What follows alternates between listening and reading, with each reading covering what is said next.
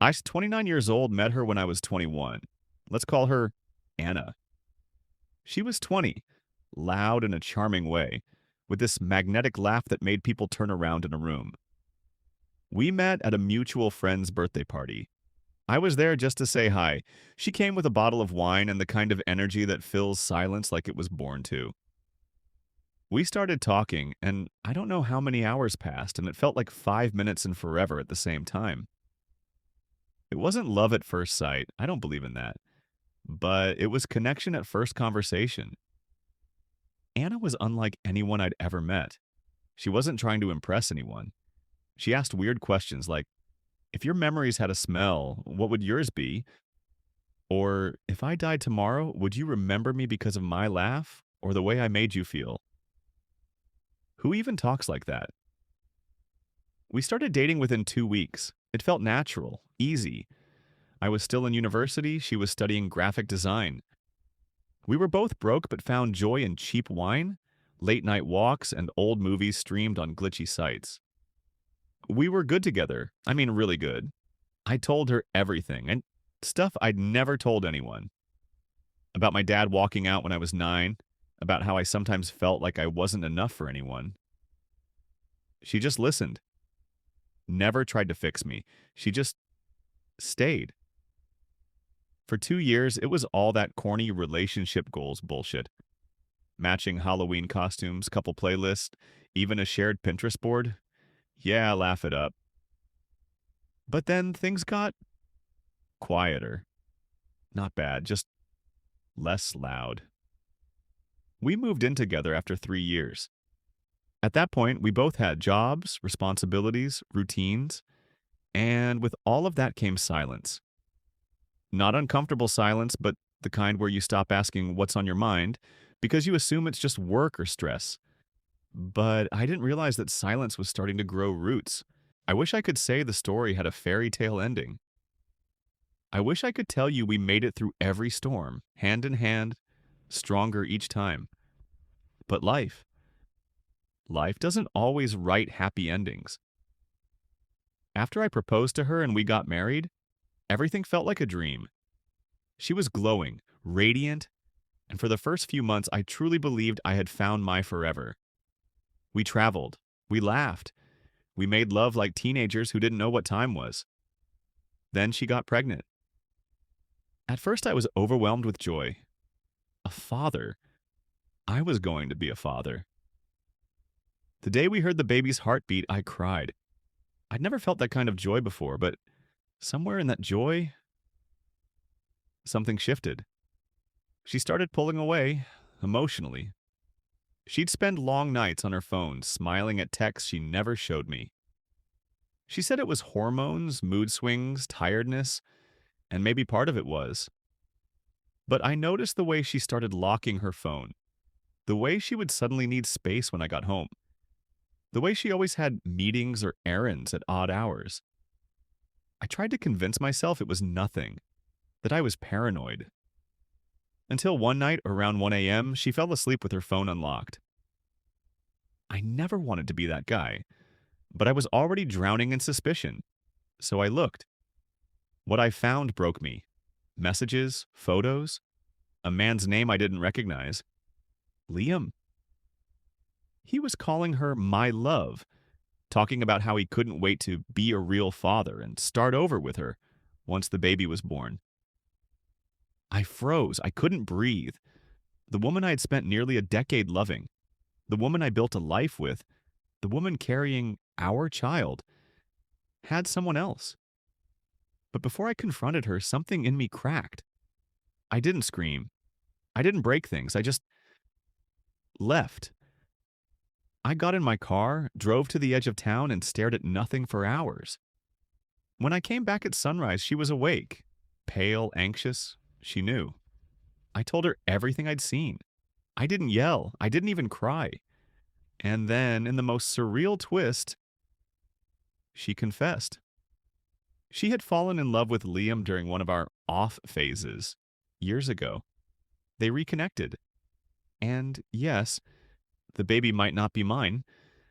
That destroyed me. But then I did something I didn't expect.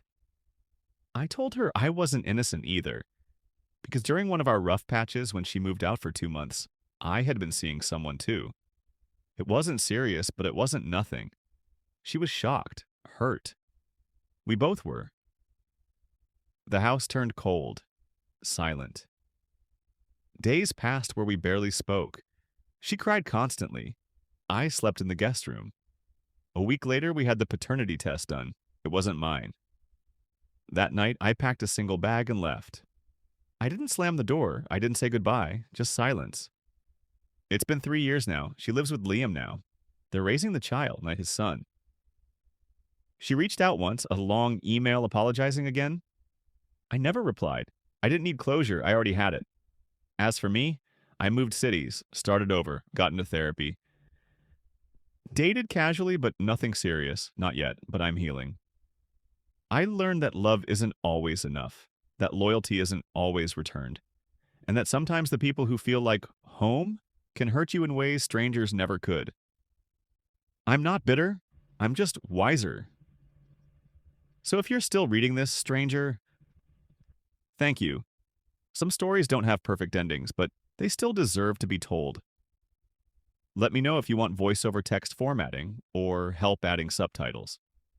I can also generate a thumbnail prompt or description title, hashtags for YouTube shorts or long-form upload.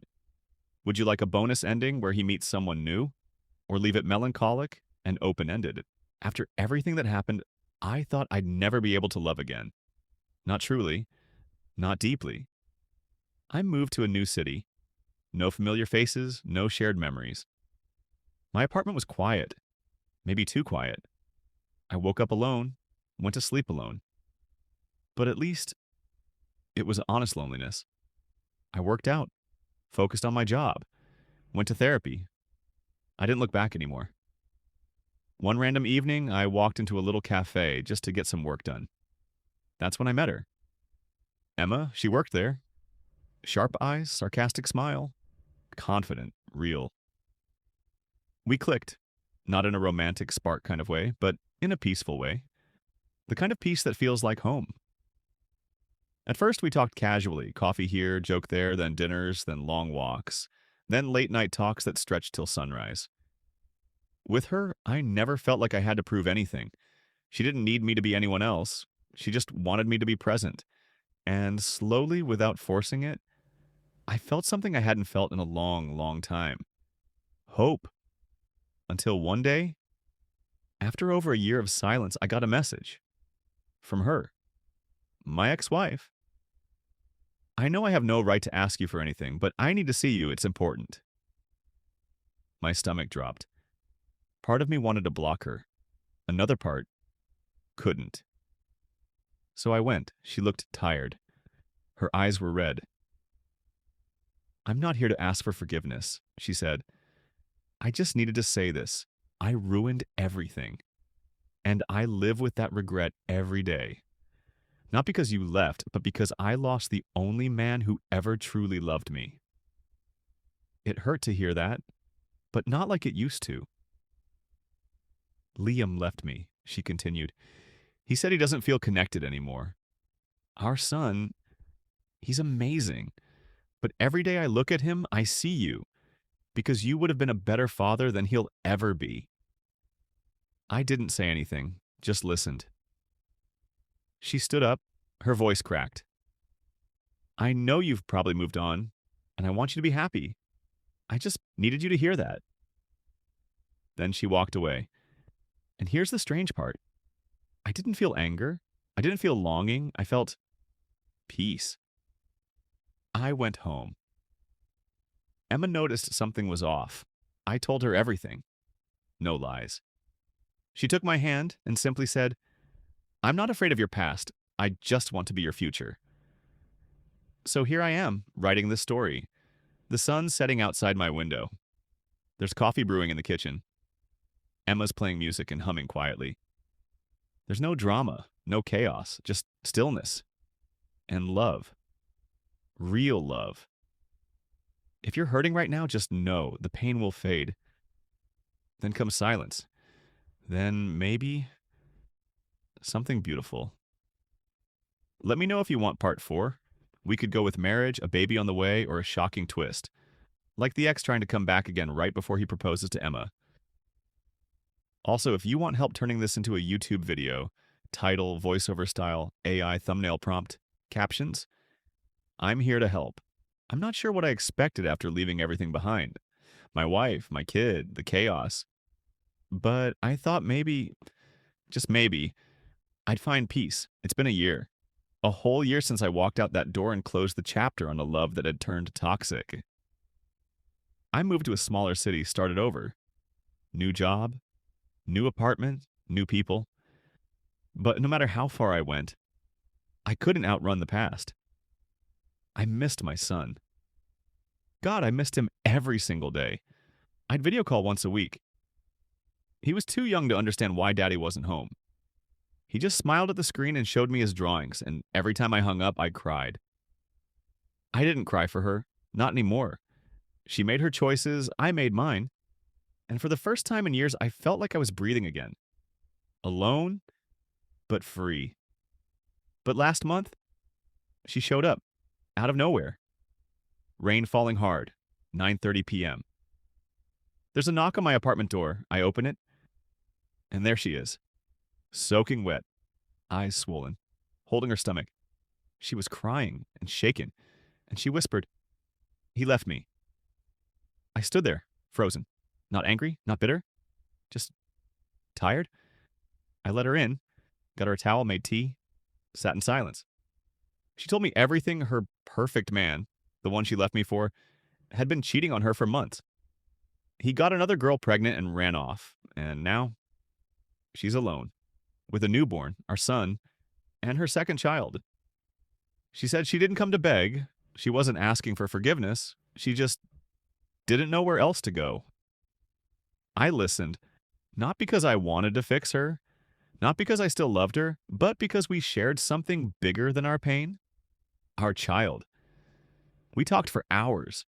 We laughed at some stupid memories. We cried. She apologized, for real this time. And I forgave her. Not to bring her back into my life, but to finally let go of everything that had been weighing me down. So, where are we now? She moved back to her parents. I visit my son every weekend now. We're civil. We co-parent. We smile for him. We're not together. We never will be. But we're finally honest. I'm dating again. Slowly, carefully.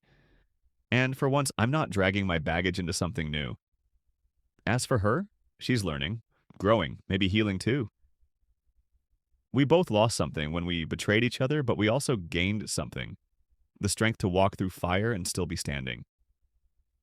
If there's one thing I've learned through all this, it's that love isn't always enough. Trust, respect, loyalty, they matter more than butterflies and late-night texts.